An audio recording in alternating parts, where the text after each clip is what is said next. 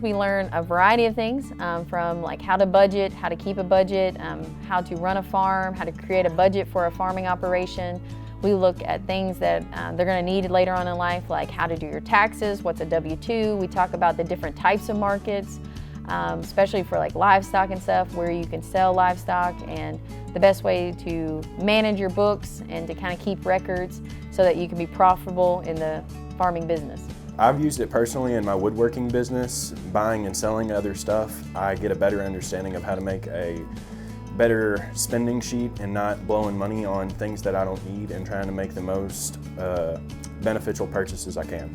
Sets you up for many opportunities, getting to know how actual markets are instead of just being like a other class that doesn't really teach you much about real world stuff, while this class does.